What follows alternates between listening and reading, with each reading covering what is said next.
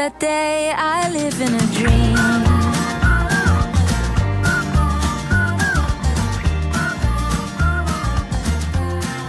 I live in a dream.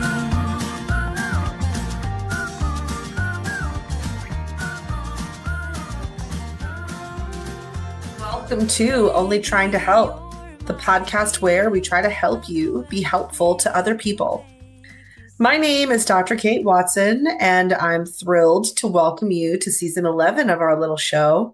When I say our show, I'm referring to all the guests who have contributed over the years, my original co-host, Leslie, who still pops on from time to time, and of course, our loyal audience all around the world.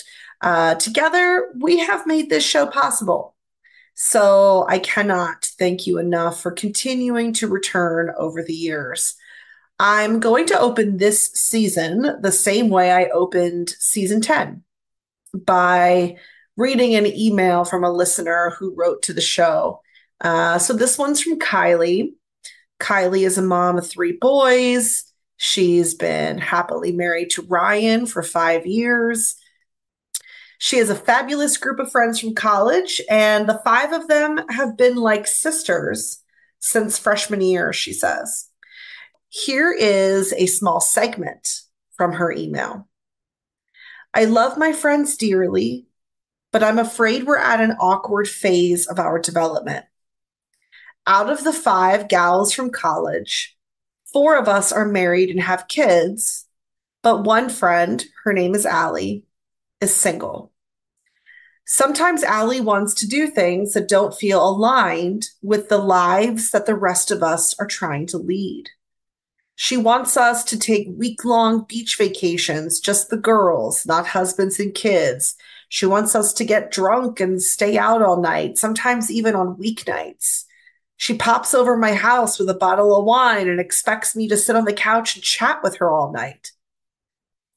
And sometimes the rest of us talk about planning a trip for all the families to do Hershey Park or Disney World, but Allie shoots it down because she doesn't want to do a family-friendly trip.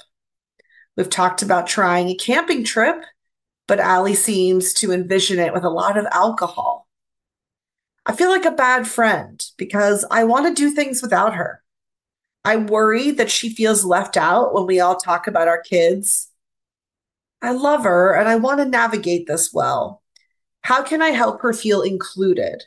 I don't want to leave my friend behind. Okay. Thanks for your message, Kylie. Let's break this down a little bit. So first of all, I think you know this, but let me just get it out of the way. You obviously have every right to build the life that you want. And if you envision a life with your husband and children, camping and taking trips to the Magic Kingdom, there is absolutely nothing wrong with that. And I hope your friends would be happy for you. All of your friends, even Allie. I guess I can't guarantee that she will be, but, I would hope for her to be excited for your happiness. Second of all, I'll say, Allie's happiness is Allie's responsibility, not yours. I guess the tricky part of this is if you're going to do something with your friends who have kids and Allie gets left out or feels left out, that may be a concern. If I were you, I would just be completely upfront about it with Allie. I would just say, this is the trip we're taking. This is the agenda for our family-friendly list of things to do. Whoever wants to join, please join. Whoever's not interested can sit out. We'll bring you back a t-shirt or something. It's fine. And Kylie, I think you probably knew a lot of that. Maybe you're nodding your head thinking, yeah, I know. But here's the part where I want to challenge you a little bit. And you might be surprised about what I'm about to say. But I think some things were kind of slipping out in your email that maybe you didn't even mean to say. From your message, I get the sense you actually look down on Allie for her own choices. And I don't just mean the stuff that's easy to judge, like going out all night and drinking a lot. I get the feeling that maybe you judge her for being unmarried or not having children. And of course, you did not come right out and say that. So I know that was not in your email exactly, but it's sort of implied in some of your comments. You wrote about leaving her, quote unquote, behind, like as if you're in a race and you're winning and she's losing. You worry that she feels, quote unquote, left out when you talk about your kids, which sort of implies that maybe you assume Allie is longing to have what you have, or that what you have is objectively better than what she has. What makes you think that Allie is sitting around thinking, I wish I had a husband, kids? You write about the situation like as if you have $1 million and she has $5, or you're perfectly healthy and she is dying of a terminal illness, or you have some amazing career and she hates her job. You seem to be coming from a place of feeling above her or ahead of her. Maybe ahead of her is a better way of saying it. And you're not. And I guess the reason I'm bringing it up is because it may be why you're so tortured over how to handle this.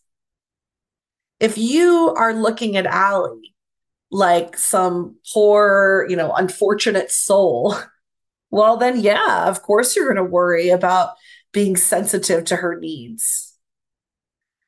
But if you saw her life choices as just as good as yours and you viewed her as an equal, maybe you wouldn't worry about it or pity her or stress about how to act around her. I can't obviously read your mind, and I certainly can't speak for Allie. But if you're not sure how to navigate these things, just ask her. Avoiding the subject or whispering behind her back only confirms that you think being single and childless is too terrible to talk about in an honest way, that you need to dance around it or tiptoe around it and treat the topic with so much sensitivity. I guess my view of this is that, Kylie, you decided that this is a touchy subject, not Allie. And I guess I'm asking you to consider why you think it's a touchy subject. What does that mean about how you view folks who are unmarried? And I guess I'm not really sure I answered your question, which was, how do I help her feel included? I mean, I guess to me, that's simple. Just include her. And if she's not interested, respect it.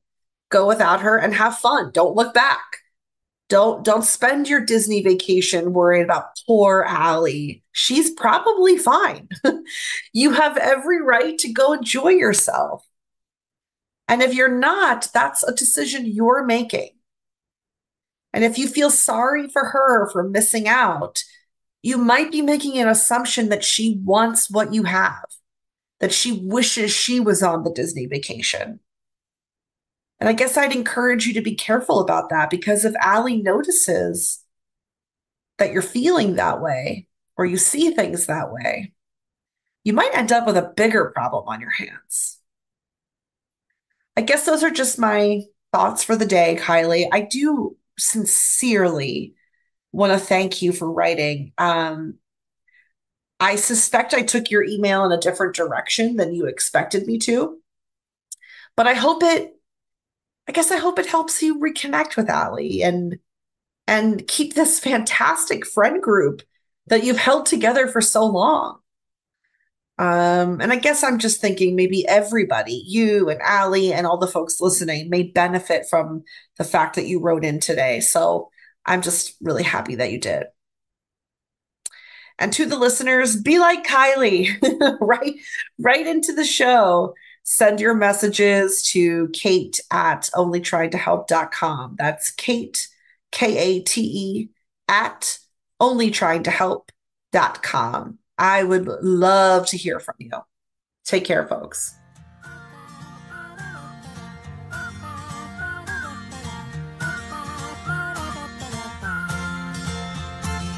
Take me in your arms.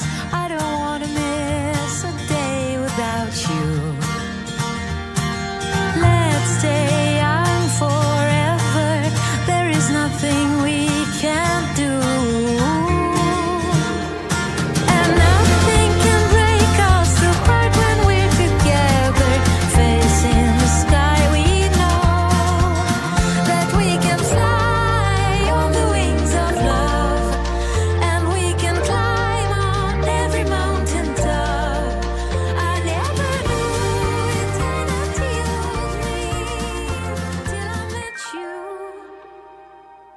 that day I live in a dream.